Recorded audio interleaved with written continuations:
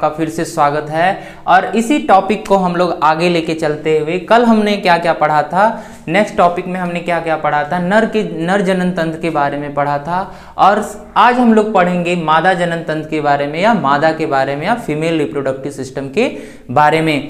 दोस्तों, female reproductive system in the case of मादा और male reproductive system in the case of नर। ठीक है, दोनों में कुछ डिफरेंट होते हैं। ठीक है, कुछ डिफरेंसेस होते हैं, कुछ बदलाव होते हैं। तो ये बदलाव हम लोग देखेंगे पहले क्या क्या होते हैं, कैसे होते हैं। ठीक है, तो ये सारी चीजें हम लोग इस टॉपिक में बात करेंगे या इस चैप्टर में बात करेंगे। तो मैंने इंपॉर्टेंट टॉपिक सेलेक्ट किया इसमें। अंड जनन क्या है, अर्थात एग का फॉर्मेशन। जैसे यहाँ पे शुक्राणु था, यहाँ पे एग होगा, ठीक है, या ओवा होगा। और दूसरा मादा जनन तंत्र क्या है और यौनारंभ क्या होते हैं। तो सबसे पहली बात हम लोग बात कर लेते हैं कि यौनारंभ क्या होता है, क्योंकि यौनारंभ जो होता है एक प्राइमरी स्टेज होता है। ठीक है, और प्राइमरी स्टेज के बाद ही जो होते हैं हमारे क्या होते हैं, एग का फॉर्मेशन होता है। फिर इसके बाद हम लोग पढ़ेंगे फीमेल रिप्रोडक्टिव सिस्टम के बारे में। तो आइए हम लोग यौनारंभ के बारे में बात करते हैं कि यौनारंभ जो होता है दोस्तों, यह एक भौतिक और केमिकल परिवर्तन होता है हमारे शरीर के अंदर और बालक के अंदर, बालिकाओं के अंदर, दोनों में अलग अलग होता है। ठीक है, बालक के अंदर जो होता है दोस्तों 14 से 18 साल की एज में होता है और बालिकाओं के अंदर 12 से 13-14 साल की एज में क्या होता है, स्टार्ट होता है यौनारंभ। अब यौनारंभ के क्या लक्षण होते हैं हमें ये देखना है। ठीक है, यौनारंभ को एक नाम से और जानते हैं प्यूबर्टी। ठीक है, कि प्यूबर्टी क्या होता है। तो प्यूबर्टी क्या होता है, ये सारी चीजें in the case of boy and in the case of girls, मतलब लड़कों और लड़कियों में कैसे होता है ये हम लोग देखते हैं। तो सबसे पहले हम लोग बालक के यौनारंभ लक्षण के बारे में बात करते हैं कि बालक के यौनारंभ लक्षण क्या क्या होते हैं। तो जैसे इसमें लिखा गया है, शरीर की सुडौलता। जब बच्चे क्या होते हैं, जब बच्चे धीरे धीरे बढ़ने लगते हैं तो इनका बॉडी जो होता है खिंचाव आने लगता है, बॉडी में खिंचाव आने लगता है, हमारे शरीर के अंदर जो होते हैं कुछ चेंजेस होने लगते हैं। ठीक है, बॉडी क्या होती है, ग्रोथ करने लगती है, हमारी जो शरीर होती है वो ग्रोथ करने लगती है। इसी को बोला गया शरीर की सुडौलता। ठीक है, शरीर पर बाल आ जाना। ठीक है, जैसा कि मैंने पहले अपने लेक्चर में बताया था कि शरीर पर क्या होते हैं, हल्के हल्के बाल आने लगते हैं। जैसे हमारे चेहरे पे बाल आने लगते हैं, ठीक है, हमारे पैर पे बाल आने लगते हैं, ठीक है, हमारे हाथों पे बाल आने लगते हैं। ठीक है, और हमारे जो रिप्रोडक्टिव ऑर्गन होता है यहाँ पे बाल आने लगते हैं। ठीक है, तो हमारे शरीर पर क्या होते हैं, बाल आने लगते हैं, बाल उगने लगते हैं। ये जो लक्षण है हमारा किसका है दोस्तों, प्यूबर्टी का लक्षण है, यौनारंभ का लक्षण है। ठीक है, तो और नेक्स्ट क्या है, आवाज का भारीपन होना। ठीक है, जैसे जैसे बच्चे बड़े होते हैं, ठीक है, उनमें क्या होता है, एक आवाज का भारीपन आ जाता है। क्या आता है, आवाज का भारीपन। ठीक है, तो ये कहीं ना कहीं जो है ये हमारे यौनारंभ या प्यूबर्टी के लक्षण को दर्शाता है। और इस लक्षण में भी क्या होते हैं दोस्तों, कुछ हार्मोन्स का भी यूज होता है। हार्मोन्स क्या होते हैं, हार्मोन्स जो होते हैं दोस्तों ये होते हैं कुछ केमिकल मैसेंजर होते हैं या रासायनिक पदार्थ होते हैं जो हमारे अंदर या जो हमारे शरीर के अंदर एक एज के बाद क्या होते हैं, सिक्रीट होते हैं। एक एज के बाद क्या होते हैं, निकलना स्टार्ट करते हैं। जैसे बालक के केस में 14 से 18 वर्ष के जब बच्चे होने लगते हैं, जब बड़े होने लगते हैं तो इनके अंदर ये लक्षण आने लगते हैं। और ये लक्षण जो आते हैं दोस्तों किसकी वजह से आते हैं, इसी हार्मोन की वजह से। ठीक है, तो जैसा हार्मोन हम लोग कल पढ़े थे, थोड़ा सा टेस्टिस जो होता है, टेस्टिस में कौन सा हार्मोन रिलीज होता है। ठीक है, जैसे हमारा मैं एक बार आपसे बता देना चाहता हूँ कि जो हार्मोन होते हैं वो डिफरेंट टाइप ऑफ ग्लैंड से क्या होते हैं, सिक्रीट होते हैं दोस्तों। इसका मतलब ये हुआ कि हमारे अंदर विभिन्न प्रकार की ग्रंथियां पाई जाती हैं। इस ग्रंथियों के द्वारा वो क्या होते हैं, निकलते हैं। तो जो ग्रंथियां होती हैं ऐसे ग्रंथियों को बोलते हैं डक्टलेस ग्लैंड। क्या बोलते हैं, डक्टलेस ग्लैंड या एंडोक्राइन ग्लैंड। एंडोक्राइन ग्लैंड का मतलब होता है अंतःस्त्रावी ग्रंथि दोस्तों। तो अंतःस्त्रावी ग्रंथि जो होती है दोस्तों ये क्या होती है, डक्टलेस ग्लैंड होती है। डक्टलेस का मतलब ये होता है बच्चों कि जो हार्मोन होता है वह अपना जो सिक्रीशन होता है, सिक्रीशन का मतलब वह अब कैसे निकलेगा, तो इसके लिए कोई रास्ता नहीं होता या कोई वेसल्स नहीं होती है, कोई नली नहीं होती है हमारे अंदर, तो इसीलिए इसको बोला जाता है डक्टलेस। ठीक है, डक्टलेस अर्थात अब ये अपना जो सिक्रीशन होता है कहाँ करता है, तो वह अपना जो सिक्रीशन होता है, जो बहाव होता है, वो ब्लड में करता है। कहाँ करता है? रक्त में। रक्त के माध्यम से हमारे पूरे शरीर में क्या करता है? रन करता रहता है। इसीलिए इसको बोलते हैं डक्टलेस ग्लैंड। ठीक है, किसको बोलते हैं? अंतःस्रावी ग्रंथि या एंडोक्राइन ग्लैंड को। तो 1 नंबर का क्वेश्चन पूछा जाता है आपसे कि एंडोक्राइन ग्लैंड से क्या निकलता है? प्रोटीन निकलता है, एंजाइम निकलता है, हार्मोन निकलता है या वसा निकलता है? तो एंडोक्राइन ग्लैंड से या अंतःस्रावी ग्रंथि से जो होते हैं हार्मोन निकलते हैं। और इसी से एक रिलेटेड ग्लैंड और है जिसका नाम है दोस्तों एक्सोक्राइन ग्लैंड। क्या नाम है? Exocrine gland. तो एक्सोक्राइन ग्लैंड क्या होता है? एक्सोक्राइन ग्लैंड जो होता है वह होता है बहिःस्रावी ग्रंथि। क्या होता है? बहिःस्रावी ग्रंथि होता है। इससे जो होते हैं एंजाइम का सिक्रीशन होता है। किसका सिक्रीशन होता है? एंजाइम का सिक्रीशन होता है, अर्थात विकर। एंजाइम को हिंदी में बोला जाता है विकर का क्या होता है? सिक्रीशन होता है। तो जो हमारे अंदर जो चेंजेस आ रहे हैं, जो बदलाव आ रहे हैं, वो किसकी वजह से आ रहे हैं? हार्मोन की वजह से आ रहे हैं। ठीक है, अब जैसे हम लोग लड़कों की अगर बात करें, ठीक है, तो लड़कों के अंदर भी जो होता है सेम सिस्टम, जो मेन स्ट्रक्चर है, जो आर्गन है, ये तो मेल के भी केस में यही होंगे और फीमेल के भी केस में यही होंगे। ठीक है, जैसे ग्लैंड, हार्मोन की बात हम लोग कर रहे हैं, तो हाइपोथैलेमस जो ग्रंथि होती है वो सिक्रीशन देती है। कुछ मैसेज आता है जब हम लोग 14 ईयर्स के होते हैं। ठीक है, तो कुछ मैसेज यहाँ से जाता है पिट्यूटरी ग्लैंड के पास। पिट्यूटरी ग्लैंड को मास्टर ऑफ ग्लैंड बोलते हैं दोस्तों। ठीक है, मास्टर ऑफ ग्लैंड के पास जाता है। मास्टर ऑफ ग्लैंड जो होता है टेस्टिस के पास जाता है, और टेस्टिस में क्या बनता है? टेस्टोस्टेरोन हार्मोन बनता है। ठीक है, टेस्टोस्टेरोन हार्मोन जो बनता है, जब वो निकलना स्टार्ट होता है या जब हमारे अंदर बनता है टेस्टोस्टेरोन, तब ये सारे लक्षण क्या होते हैं? हमारे अंदर आने लगते हैं या प्रदर्शित होने लगते हैं। आप लोग कभी कभी देखे होंगे कि कुछ लोग होते हैं काफ़ी बड़े हो जाते हैं, mostly 25 years old, 28 years old, लेकिन इनको कभी बियर्ड्स नहीं आती, मतलब दाढ़ी नहीं आती। तो ये किसकी वजह से होता है दोस्तों? हार्मोन की वजह से होता है।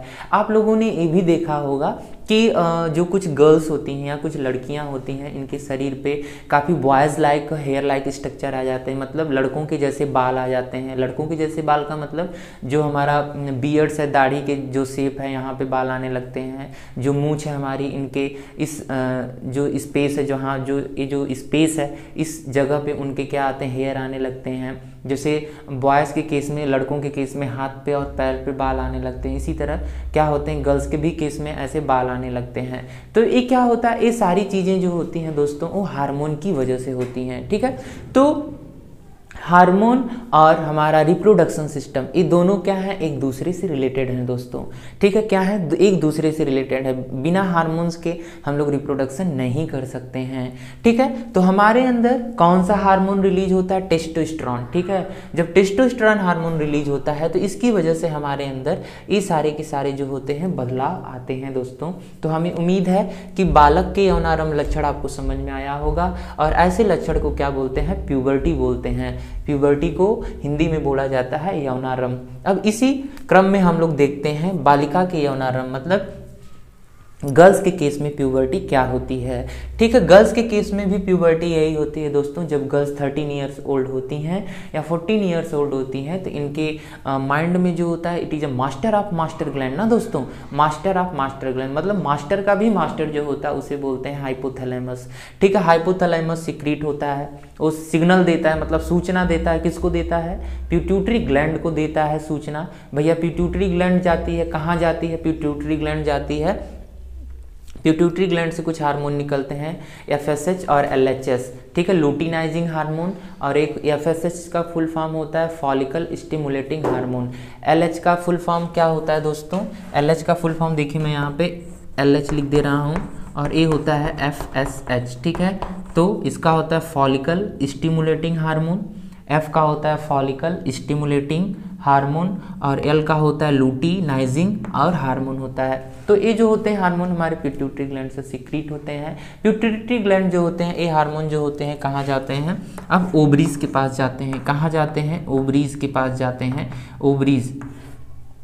ठीक है, ओवरी के पास जाते हैं, और ओवरी के पास जाते हैं तो यहाँ पे क्या बनता है? प्रोजेस्टेरॉन हार्मोन होता है। प्रोजेस्टेरॉन हार्मोन क्या होता है, वो सीक्रेट होता है। प्रोजेस्टेरॉन हार्मोन क्या होता है, जब सीक्रेट होता है तब गर्ल्स के केस में क्या आते हैं, बहुत सारे चेंजेस आते हैं। क्या आते हैं दोस्तों, बहुत सारे चेंजेस आते हैं या बहुत सारे बदलाव आते हैं। और ये जो बदलाव होते हैं ये क्या होते हैं, हमारे प्यूबर्टी के लक्षण होते हैं। क्या होते हैं, प्यूबर्टी के लक्षण होते हैं या यौनारंभ के लक्षण होते हैं। तो बालिकाओं के प्यूबर्टी क्या होती हैं, ठीक है, इनका जो स्तनों की वृद्धि होती है, ठीक है, जो हमारे ब्रेस्ट होते हैं, जो गर्ल्स के केस में जो ब्रेस्ट होते हैं, इनमें क्या होता है, इनकी जो ग्रोथ होती है, और ग्रोथ होती है इनके अंदर क्या होता है, मिल्क का भी सिक्रीशन होता है। मिल्क का सिक्रीशन होने का मतलब कि जो मिल्क ग्लैंड होती हैं, जो दुग्ध ग्रंथियां होती हैं, उनका विकास होता है, ठीक है, उनका क्या होता है, विकास होता है। और स्वभाव में शीतलता, ठीक है, इनके जो स्वभाव होते हैं, जो इनके लक्षण होते हैं या जो इनका बिहेवियर होता है, जो कैरेक्टर होता है, इस कैरेक्टर में उन्हें क्या होता है, शीतलता आती है, ठीक है। जैसे हम लोगों की जो आवाज़ होती है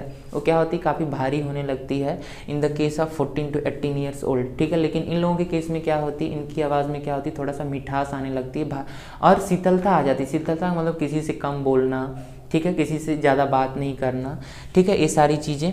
और तीसरा जो लक्षण होता है, जो वेरी इंपॉर्टेंट होता है, मासिक स्त्राव होता है दोस्तों, मैच्योरेशन साइकिल होता है या मंथली साइकिल भी इसे बोलते हैं।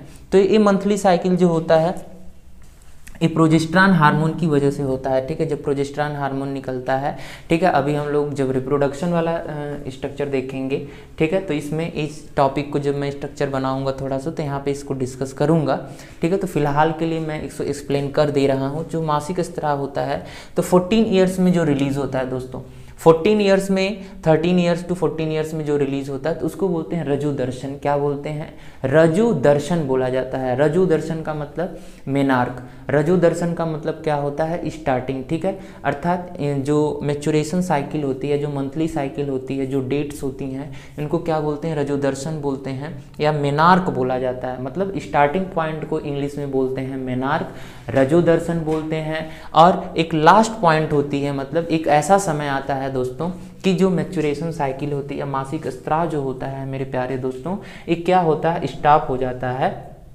और जब स्टॉप होता है तो ऐसी प्रोसेस को बोलते हैं रजोनिवृत्ति। क्या बोलते हैं, रजोनिवृत्ति बोलती हैं। और मीनोपाउस बोला जाता है इसको, इंग्लिश में क्या बोलते हैं, मीनोपाउस। और जब ये स्टॉप होता है क्या होता है, रजोनिवृत्ति होती है, ठीक है, रजोनिवृत्ति, ठीक है। तो ये दो चीज़ें होती हैं। स्टार्ट कब से होता है, 13 to 14 ईयर्स ओल्ड, और स्टॉप कब हो जाता है, 50 to 55 ईयर्स ओल्ड, ठीक है। जो 50 से 55 वर्ष की जो लेडीज़ होती हैं, इनके अंदर क्या होता है, मासिक स्त्राव नहीं होता है दोस्तों। तो हमें उम्मीद है कि हम लोग जो प्यूबर्टी क्या होती है ये आपको अच्छे से समझ में आया होगा, ठीक है। और आइए हम लोग आगे बात करते हैं कि अंडजनन क्या है।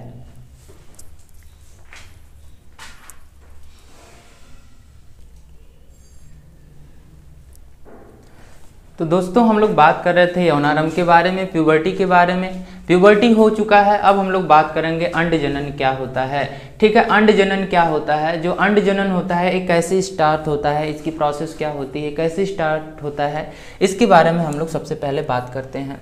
तो जो अंडजनन होता है दोस्तों, oogenesis, इसको क्या बोलते हैं, oogenesis बोला जाता है दोस्तों, ठीक है। इंग्लिश वर्ड में इसको oogenesis बोला जाता है या oogenesis का फॉर्मेशन बोलते हैं। तो अंडजनन का जो फॉर्मेशन होता है वो कब होता है, जब लेडीज या वुमेन्स प्रेग्नेंट होती हैं, ठीक है। जब वुमेन्स प्रेग्नेंट होती हैं मोस्टली 6 to 7 मंथ, ठीक है, 6 to 7 मंथ में जो होता है वो क्या होता है, प्रोसेस स्टार्ट होता है। और ये प्रोसेस जो होता है कैसे स्टार्ट होता है, एक फॉलिकल के द्वारा, पुटिका जिसको हिंदी में बोलते हैं, पुटिका बनाते हैं। और इस पुटिका में कुछ फॉर्मेशन होते हैं, कुछ चेंजेस होते हैं। वो पुटिका जो होती है टूट के क्या बनाती हैं, उगोनियम बनाती हैं दोस्तों। उगोनियम भी एक स्ट्रक्चर होता है, ठीक है। उगोनियम क्या होता है, एक स्ट्रक्चर होता है, उसके अंदर कुछ चेंजेस आते हैं। उसके अंदर जब वो चेंजेस आते हैं, ठीक है, तो क्या बनाती है, प्राइमरी स्पर्मेटोसाइट बनाती है। क्या बनाती है, प्राइमरी स्पर्मेटोसाइट या प्राइमरी oocyte बनाती है, ठीक है। ये चीज़ याद रखिएगा कि उगोनियम के अंदर जो चेंजेस आते हैं उसे बोलते हैं प्राथमिक oocyte। क्या बोलते हैं, प्राथमिक oocyte, मैंने यहाँ पे लिखा है इसकी हिंदी प्राथमिक oocyte बोलते हैं दोस्तों, ठीक है।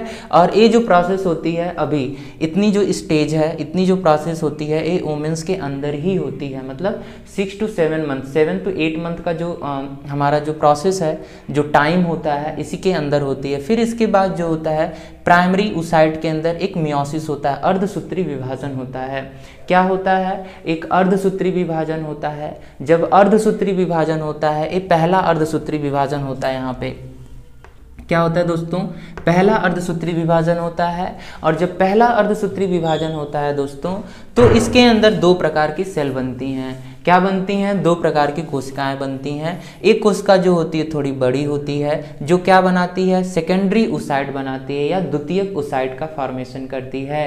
किसका फॉर्मेशन करती है? द्वितीयक oocyte बनाती है।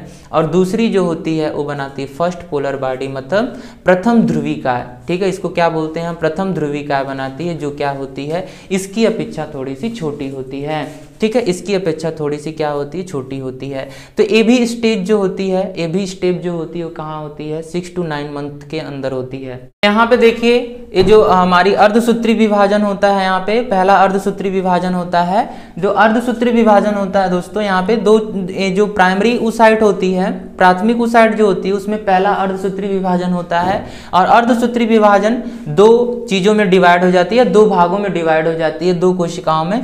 तो पहली जो बड़ी कोशिका बनती है उसको बोलते हैं द्वितीयक oocyte या सेकेंडरी oocyte, ठीक है। और दूसरा जो बनता है वो थोड़ा सा छोटा होता है कंपेरिजन टू सेकेंड वाला, ठीक है। और उसको बोलते हैं प्रथम ध्रुविका। क्या बोलते हैं? फर्स्ट पोलर बॉडी बोलते हैं। क्या बोलते हैं? फर्स्ट पोलर बॉडी बोलते हैं, ठीक है। अब ये हमारा एज यहाँ तक का जो स्टेज होता है, ठीक है, प्राइमरी oocyte का जो स्टेज होता है, ये सारी की सारी जो प्रोसेस होती है वो कहाँ होती हैं? माता के गर्भ में। माता के गर्भ में जब फिटस होता है, ठीक है, जो बेबी के अंदर ये सारी क्या हो रही है? प्रोसेस हो रही हैं, ठीक है। बेबी के अंदर जो बेबी है, हमारी जो गर्ल्स है माँ के प्रेगनेंसी में, ठीक है, उस फिटस में वो क्या है? बेबी के अंदर ये सारी प्रोसेस हो रही हैं। और ये सारी प्रोसेस कब हो रही हैं? 7 to 8 मंथ के अंदर ही हो रही हैं। फिर इसके बाद जब मियोसिस अर्धसूत्री विभाजन हो जाता है, तो अर्धसूत्री विभाजन के बाद इसमें एक सेल्स बनती है, ये डिवाइड होती हैं अर्धसूत्री विभाजन। जो अर्धसूत्री विभाजन के बाद जो होता है मियोसिस सेकंड आता है, ठीक है, या अर्धसूत्री विभाजन द्वितीय होता है। और द्वितीय अर्धसूत्री विभाजन जो होता है दो भागों में डिवाइड होता है, एक अंडाणु बनाता है और एक द्वितीयक ध्रुविका, मतलब सेकेंड पोलर बॉडी बनाता है। और सेकेंड पोलर बॉडी जब बनाता है तो ये सारी स्टेज क्या होती हैं? उस समय जब सेकेंड पोलर बॉडी बनती है तो सेकेंड पोलर बॉडी जो होती है वो क्या होती है? यहाँ से खत्म हो जाती है, धीरे धीरे टूट जाती है। और सेकेंड पोलर बॉडी जब टूट जाती है तो बचता क्या? हमारा अंडाणु। और इस एग से क्या होता है? अंडाणु बनता है। और ए वाली जो प्रोसेस होती है कब स्टार्ट होती है दोस्तों? ए वाली जो स्टेज होती है जब गर्ल्स 13 ईयर्स ओल्ड हो जाती हैं, तो उस समय चलती रहती है। और इस पूरे प्रोसेस को क्या बोलते हैं? देखिए, पहला जो होता है वो प्रोलिफरेशन स्टेज होता है, ठीक है। पहला जो होता है प्रोलिफरेशन होता है, ठीक है, प्रोलिफरेशन प्रावस्था। और दूसरा जो होता है वृद्धि प्रावस्था होती है। और तीसरा जो होता है वो होता है परिपक्वन प्रावस्था होती है। परिपक्वन प्रावस्था में क्या आ जाएगा? ए वाला स्टेज आ जाएगा, ठीक है, सेकेंडरी oocyte और फर्स्ट पोलर बॉडी, ठीक है। तो इसमें क्या होता है कि अंडाणु जब बनते हैं तो उस समय जब एक फॉर्मेशन, मतलब जब रजोधर्म होता है, ठीक है, रजोधर्म जब होता है, जब मेचुरेशन साइकिल आती है, तो उसी समय क्या होता है? एग का फॉर्मेशन होता है या अंडाणु का फॉर्मेशन होता है। उस समय अगर कोई स्पर्म या शुक्राणु आके इससे फ्यूज हो जाता है, ठीक है, उस समय कोई शुक्राणु आके इससे फ्यूज हो जाता है या फर्टिलाइज हो जाता है, तो उस समय जो गर्ल्स होती हैं या जो वुमेन्स होती हैं वो क्या होती हैं? प्रेग्नेंट हो जाती हैं, ठीक है। तो हमें उम्मीद है आप लोगों को अंडजनन क्या होता है, oogenesis क्या होता है, अच्छे से समझ में आया होगा। एक बार मैं फिर से सम अप कर दे रहा हूँ इसे, ठीक है, कि फॉलिकल जो होता है, फॉलिकल वाला जो स्टेज होता है, जो फॉलिकल स्टेज होता है वो कब होता है? फॉलिकल स्टेज जो होता है जब वुमेन जो होती हैं प्रेग्नेंट होती हैं 8 to 9 मंथ के केस में, तो 7th मंथ के केस में जो होता है फॉलिकल जो होता है ग्रोथ करता है, ठीक है। और इनके अंदर जो बेबी है, ये सारी प्रोसेस बेबी के अंदर हो रहा है ना, ठीक है, बेबी के अंदर हो रहा है, जो गर्ल्स हमारी इसके अंदर हो रहा है। तो फॉलिकल एक गुच्छे लाइक स्ट्रक्चर बना लेती है जिसको बोलते हैं ओगोनियम। ओगोनियम जो होती है अपने आप को वृद्धि करके या ग्रोथ करा के एक बनाती है, फॉर्मेशन करती है, प्राथमिक oocyte में कन्वर्ट हो जाती है। किस में कन्वर्ट हो जाती है? प्राथमिक oocyte में कन्वर्ट हो जाती है। और प्राथमिक oocyte में पहला अर्धसूत्री विभाजन होता है। कौन सा अर्धसूत्री विभाजन होता है दोस्तों? पहला अर्धसूत्री विभाजन होता है। और जब पहला अर्धसूत्री विभाजन होता है उस समय तो दो सेल या दो कोशिकाओं का निर्माण होता है। पहला जो होता है द्वितीयक oocyte बनता है, और दूसरा जो सेल होती है, कोशिका होती है, उसको बोलते हैं प्रथम ध्रुवी क्या है? First polar body. अब फर्स्ट पोलर बॉडी जो होता है वो क्या करता है? धीरे धीरे ग्रोथ करता है, ठीक है। और सेकेंडरी oocyte जो होती है वो भी धीरे धीरे ग्रोथ करती है। फिर सेकेंडरी oocyte और फर्स्ट पोलर बॉडी के अंदर कुछ चेंजेज आते हैं, और इसके अंदर जो चेंजेज आते हैं इसमें क्या होते हैं? द्वितीय अर्धसूत्री विभाजन होता है, मियोसिस सेकेंड होता है। और मियोसिस सेकेंड होने के बाद जो सेल होती है दो भागों में डिवाइड हो जाती है, एक एग अंडाणु में और एक द्वितीयक ध्रुवी क्या है? सेकेंड पोलर बॉडी में। तो जो सेकेंड पोलर बॉडी होती है वो धीरे धीरे क्या होती है? डेथ होने लगती है, टूट टूट के खत्म होने लगती है। और फिर इसके बाद किसका फॉर्मेशन होता है? अंडाणु का फॉर्मेशन होता है या एग का फॉर्मेशन होता है। और एग का फॉर्मेशन होता है, इसका कब फॉर्मेशन होता है अंडाणु का? जब गर्ल्स 13 ईयर्स ओल्ड होके इनके अंदर जब मासिक चक्र स्टार्ट होता है और उस समय कोई स्पर्म शुक्राणु आके इनसे फ्यूज कर लेता है, तो फिर ये क्या होते हैं? स्टेज जो होती हैं, ये जो प्रोसेस होती हैं, अर्थात जो गर्ल्स होती है वो प्रेग्नेंट हो जाती हैं, और ये जो प्रोसेस होती है इसी जगह स्टॉप हो जाती है, और फिर से यहाँ से क्या होती है?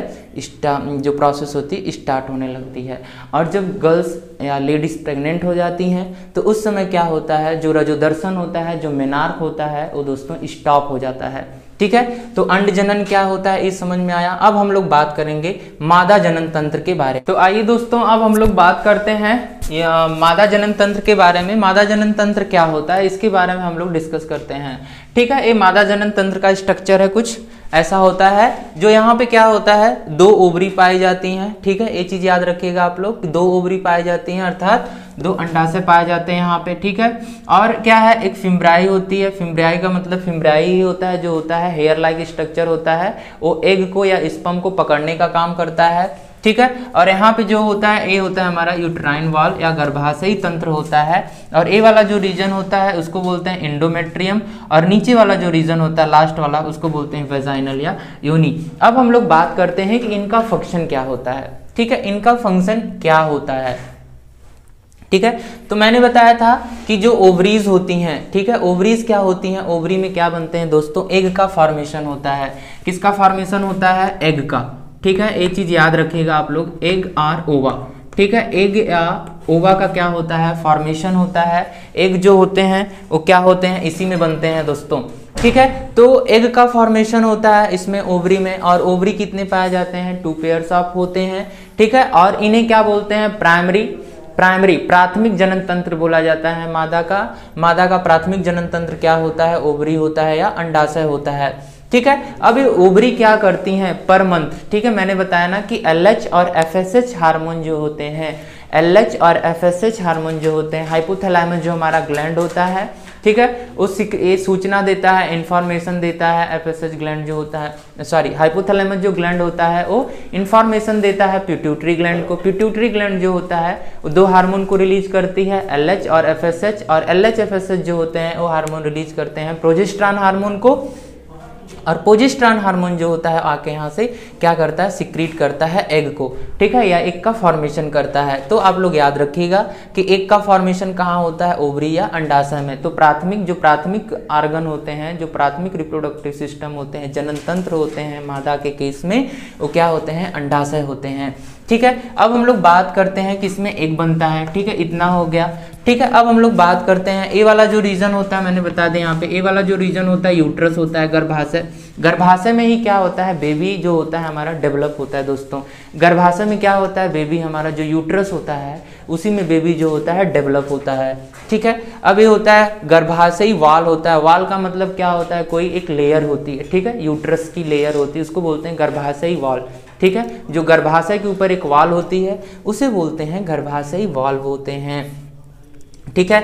अब इसमें हम लोग बात करते हैं कि इंडोमेट्रियम एक लेयर होती है, इंडोमेट्रियम एक लेयर होती है मेरे प्यारे दोस्तों, इंडोमेट्रियम एक लेयर होती है। यही इंडोमेट्रियम लेयर जो होती है क्या होती है, इंडोमेट्रियम जो लेयर होती है वही टूटती है पर मंथ, ठीक है। जब वो टूटती है, जब वो ब्रेक होती है, और ब्रेक होने के साथ साथ जब होता है वही मैच्योरेशन जो साइकिल होती है हमारी मंथ साइकिल जो होती है, इन्हीं के फॉर्म में जो ब्लड का सिक्रीशन होता है वो किससे होता है, इंडोमेट्रियम से होता है। इंडोमेट्रियम एक लेयर होती है, एक झिल्ली टाइप होती है जो टूटती है पर मंथ, रैप्चर होती रहती है, टूटती रहती है, और जब वो रैप्चर होती रहती है तो क्या होती है, ब्लड के फॉर्म में रिलीज होती है और निकलती रहती है।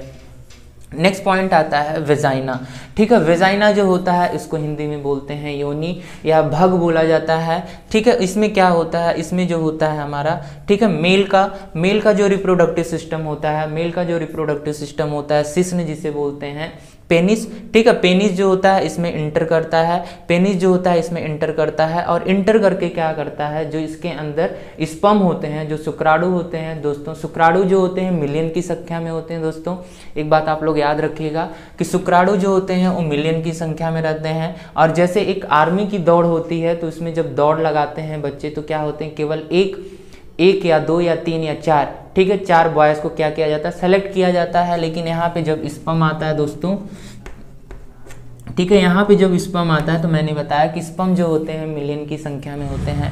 कैसे होते हैं, कितने होते हैं, मिलियन की संख्या में रहते हैं, हजारों की संख्या में रहते हैं, करोड़ों की संख्या में रहते हैं, ठीक है। तो जब ये इंटर आते हैं और यहाँ से क्या होता है, यहाँ से क्या होता है, रिलीज होता है, एग रिलीज होता है। क्या रिलीज होता है, एग रिलीज होता है, ठीक है। और यहाँ से एग रिलीज होता है और यहाँ से स्पर्म रिलीज होता है, ठीक है। स्पर्म जब जाता है एग के पास, जब जाता है तो क्या करता है, वो फर्टिलाइज हो जाता है। क्या हो जाता है, फर्टिलाइज हो जाता है, ठीक है। मैंने बताया कि पर मंथ, ठीक है, पर मंथ मतलब हर महीने जो गर्ल्स होती हैं या जो वुमेन्स होती हैं वो हर महीने एग का सिक्रीशन करती हैं। क्या करती हैं, हर महीने एग का सिक्रीशन करती हैं दोस्तों। और हर महीने जब एग का सिक्रीशन करती हैं तो हर महीने जो एग होता है और जो हमारी एग होती है वो सोचती है कि इस बार हम अब प्रेग्नेंट हो जाएंगे या माँ बन जाएंगे, ठीक है, इस महीने में हम माँ बन जाएंगे। लेकिन क्या होता है, एग का जो टाइम पीरियड होता है, एग का जो टाइम पीरियड होता है मोस्टली 5 to 6 डेज होता है, ठीक है। 5 to 6 डेज में जो होते हैं वो क्या होते हैं,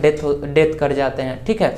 और स्पर्म का जो डेज होता है वो कितना होता है, मोस्टली 1 डे का होता है, ठीक है। 1 डे के बाद वो क्या होते हैं, डेथ कर जाते हैं।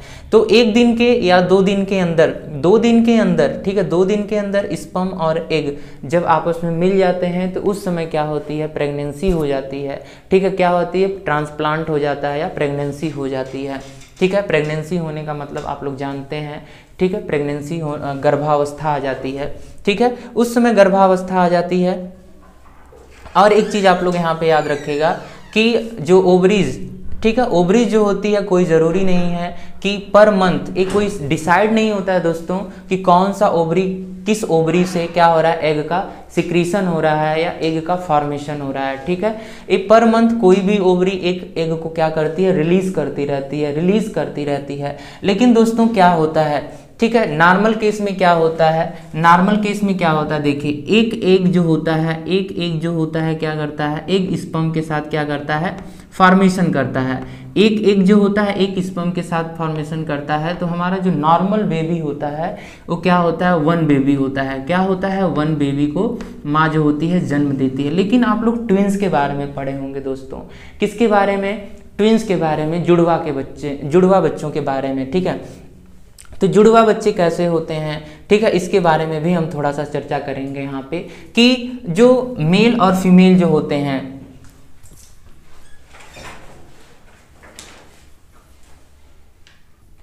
दोस्तों जो ट्विंस होते हैं, ट्विंस कैसे होते हैं, अब हम बात इसके बारे में करेंगे। देखिए ट्विंस का मतलब होता है जुड़वा, ठीक है। क्या होता है, ट्विंस का मतलब होता है जुड़वा, ठीक है। तो जुड़वा बच्चे कैसे होते हैं, जुड़वा बच्चे मोस्टली 3 प्रकार के होते हैं दोस्तों। एक होता है सियामीयज, का मतलब होता है मोनोजाइगोटिक ट्विंस, ठीक है। मोनोजाइगोटिक ट्विंस जो होते हैं, मोनोजाइगोटिक, ठीक है, मोनो का मतलब क्या होता है, सेम होता है, ठीक है। मोनोजाइगोटिक जो ट्विंस होते हैं, ठीक है, जो समजात बच्चे होते हैं वो कैसे होते हैं, देखिए जब एक स्पर्म, ठीक है, एक स्पर्म जो आ रहा है हमारा, ठीक है, एक क्या है, एक स्पर्म है, ठीक है, क्या है, एक स्पर्म है और एक एग है, ठीक है, क्या है, एक एग है, ठीक है। जब ये दोनों फ्यूज होते हैं तो क्या बनता है, जाइगोट बनता है दोस्तों, क्या बनता है, जाइगोट बनता है। और एक जाइगोट से जब दो एम्ब्रियो का फॉर्मेशन होता है, किसका, एम्ब्रियो का, ठीक है, भ्रूण का, ठीक है, जब दो एम्ब्रियो का फॉर्मेशन होता है तो उस समय जब बच्चे बनते हैं तो ऐसे बच्चे कैसे होते हैं, सेम होते हैं, सेम फेस वाले होते हैं, कैसे होते हैं, सेम फेस वाले होते हैं दोस्तों, ठीक है। इतना समझ में आया कि एक स्पर्म और एक एग जब फ्यूज करता है तो एक जाइगोट का फॉर्मेशन होता है, ठीक है, एक जाइगोट का फॉर्मेशन होता है। और जब एक ही जाइगोट से दो एम्ब्रियो जब बनते हैं तो इसमें दो एम्ब्रियो जब बनते हैं, दो भ्रूण बनते हैं, तो इन दो भ्रूणों से क्या होते हैं, दो बच्चे बनते हैं। और ये जो दो बच्चे बनते हैं इनका जो फेस होता है क्या होता है, सेम होता है। इनका जो फेस कैसा होता है, सेम होता है। इसको बोलते हैं मोनोजाइगोटिक ट्विंस। अब दूसरा आता है डाईजाइगोटिक ट्विंस। डाईजाइगोटिक में क्या होता है दोस्तों, कभी कभी जो होता है, कभी कभी क्या होता है, रेयर केस में क्या होता है कि दोनों ओवरी जो होती हैं, जो अंडाशय होती हैं, क्या होती हैं वो, क्या जो अंडाशय होते हैं वो क्या करती हैं, दो एग को क्या करती हैं, रिलीज करती हैं, ठीक है। एक इधर से एग आता है और एक इधर से आता है। तो स्पर्म जो होता है हमारा मिलियन की संख्या में रहते हैं, तो जब दो स्पर्म दो एग से क्या कर देंगे, फ्यूज हो जाएंगे, ठीक है। ए भी एग हो गया और ए भी एग हो गया, ठीक है, ए अंडाणु और ए भी अंडा, ठीक है। तो दोनों ये जो स्पर्म है हमारे, ठीक है, शुक्राणु जो है, ठीक है, जब दो स्पर्म मतलब दो शुक्राणु और दो एग दोनों जब फ्यूज करते हैं तो किसका फॉर्मेशन होगा, दो जाइगोट का फॉर्मेशन होगा। किसका होगा, दो जाइगोट बनेंगे दोस्तों।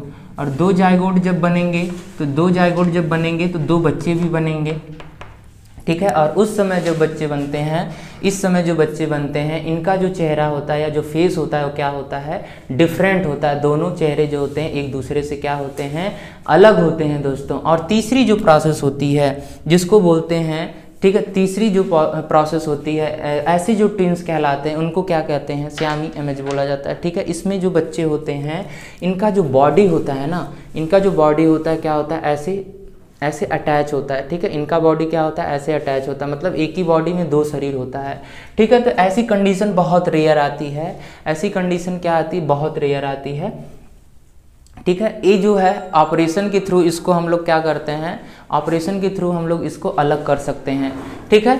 तो ये जो रिप्रोडक्टिव सिस्टम है मादा जनन तंत्र का, ठीक है, हमें उम्मीद है आप लोगों को अच्छे से समझ में आया होगा, ठीक है। अगर कोई दिक्कत है आप लोगों को, ठीक है, तो प्लीज़ कमेंट सेक्शन में कमेंट करिए और हमारे इस चैनल को सब्सक्राइब करें और वीडियो को लाइक करें, ज़रूर लाइक करें। और पसंद आया है तो अपने दोस्तों को भी शेयर करें। Bye bye, good luck.